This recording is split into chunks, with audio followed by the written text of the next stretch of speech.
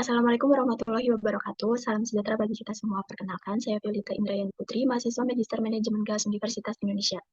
Pada video kali ini, saya akan menyampaikan mengenai proses safety overview pada case Caribbean Petroleum Refining Tank sebagai tugas K3L dari Prof. Heri Hermansyah. Selanjutnya, untuk outline dibagi menjadi 5. Yang pertama yaitu deskripsi insiden, kronologi, the role of safeguard, kemudian safety analysis, dan yang terakhir yaitu kesimpulan. Berikut penjelasan singkat mengenai insiden yang terjadi. Pada tanggal 23 Oktober 2009, terjadi ledakan dan kebakaran besar di fasilitas Caribbean Petroleum Corporation di Bayamon, Puerto Rico, di mana insiden ini menyebabkan kobaran api dan asap tebal yang membumbung tinggi. Tipe kecelakaan ini melibatkan distribusi bahan kimia yang menyebabkan kebakaran dan ledakan. Kemudian untuk case ini dapat diakses juga melalui YouTube yang tertera pada link tersebut. Kemudian yang kedua yaitu insiden sequence, di mana pada insiden ini terbagi menjadi 5, di mana kejadian ini dimulai pada hari Rabu 21 Oktober 2009, di mana kapal kargo KP Bruni tiba di dermaga KP Kuala Teluk Sanjuan 5 juta galon gasoline. Di mana rencana awal ini mengalihkan muatan ke beberapa tangki penyimpanan yang lebih kecil seperti 405, 504, 409, dan 411. Serta sisanya akan dialihkan ke tangki 107 yang memiliki kapasitas lebih besar, namun sebagian sudah terisi. Kemudian pada Kamis 22 Oktober 2009, pada siang hari, transfer ini dimulai, di mana operator membuka katup pada tangki 411 dan menutup tangki 504 setelah mengamati adanya pengukuran level yang macet. Jadi tangki 409 ini menerima sebagian besar aliran, lebih dari 7.000 galon per menit. Sementara tangki 411 menerima aliran yang kecil. Kemudian pada jam 18.30, operator menuju secara manual bahwa tangki 409 ini akan penuh antara pukul 9 sampai 10 malam. Sekitar waktu pergantian shift. Maka untuk menghindari masalah ketika pergantian shift, operator tersebut mengalihkan sebagian aliran ke tangki 411. Kemudian pada pukul 22.00, tangki 411 mengalami kapasitasnya udah penuh. Lalu menutup katup dan alirannya dialihkan ke tangki 409, di mana operator mulai melaporkan level tangki pada supervisor dan memperkirakan bahwa tangki 409 ini akan penuh pada pukul 1 dini hari. Kemudian pada pukul 23.00, operator melihat level tangki dan menghitung ulang bahwa tangki 409 ini akan penuh pada pukul 1 dini hari. Kemudian pada pengecekan pukul 23.00 dan antara 23.00 dan 00, tangki 409 ini sudah mulai overflow.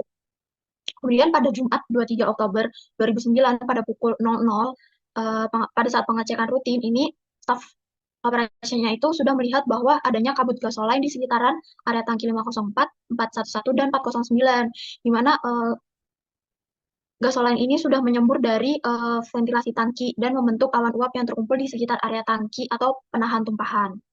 Kemudian pada pukul 00.23, kamera keamanan menangkap pengapian awan uap dan gasoline di pengolahan limbah atau WWT. Kemudian dalam 7 detik, awan uap tersebut meledak dan menciptakan gelombang tekanan yang merusak ratusan rumah sejauh 1,52 mil dari lokasi kejadian. Kemudian ledakan ini juga diikuti dengan kebakaran hebat dan pada tangki-tangki lain. Dan kebakaran ini juga terjadi lebih dari 2 hari atau lebih dari 60 jam, dan api baru padam sekitar 66 jam setelah ledakan.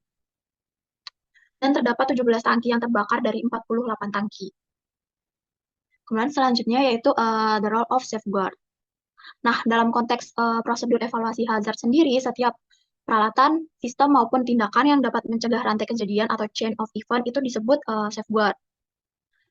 Di mana dapat dilihat bahwa sebelah kiri itu terdapat hazard, di mana pada case ini hazardnya yaitu flammable liquid atau flammable gasoline. Nah, hazard sendiri ini sudah dilakukan atau diberi layer of protection.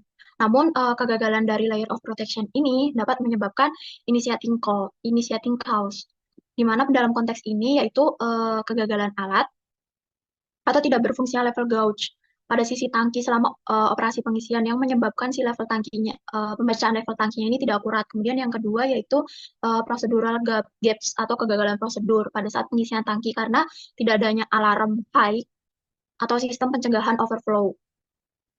Kemudian yang ketiga yaitu penilaian penilaian resikonya ini yang masih minim untuk mengidentifikasi bahaya terkait tangki yang berkapasitas besar dan letaknya di area pemukiman.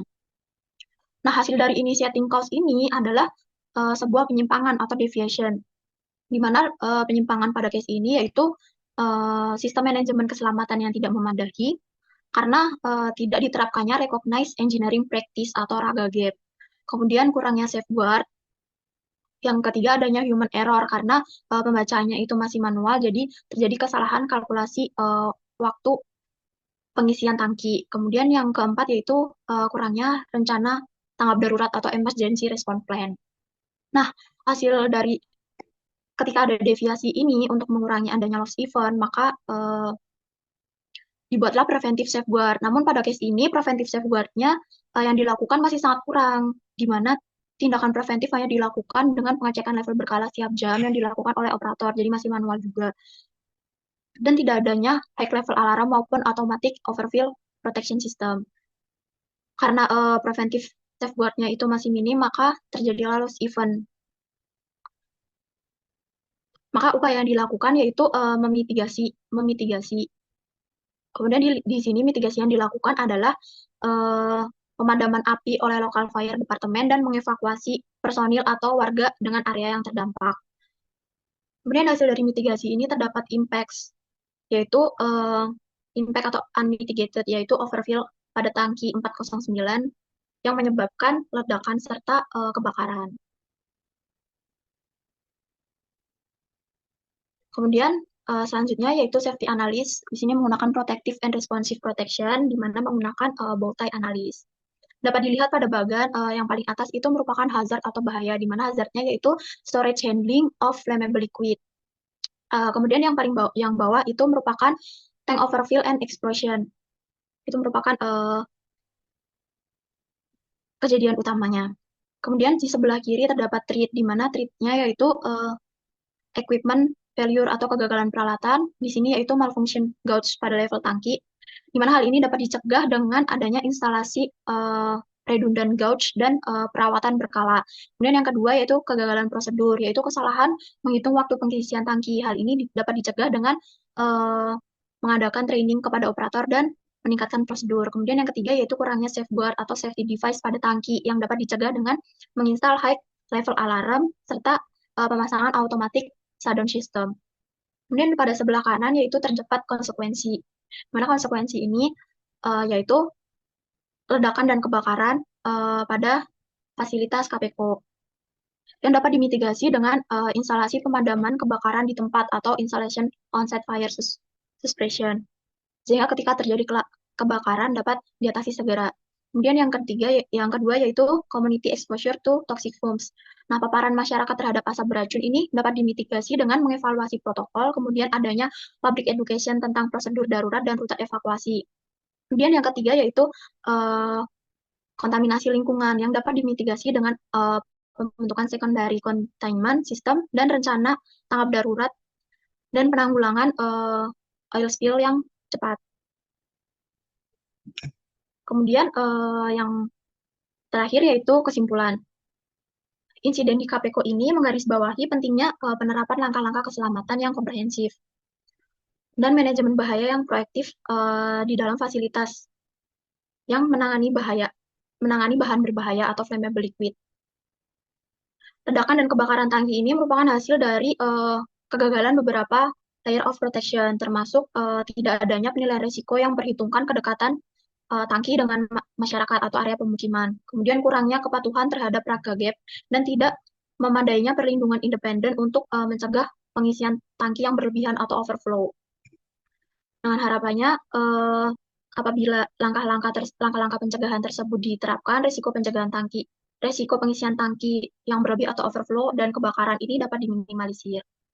Kemudian yang terakhir referensi menggunakan dari CSB Caribbean Petroleum Refining Tank, kemudian dari PPT Prof. Heri Hermansyah. Sekian dari saya. Wassalamualaikum warahmatullahi wabarakatuh.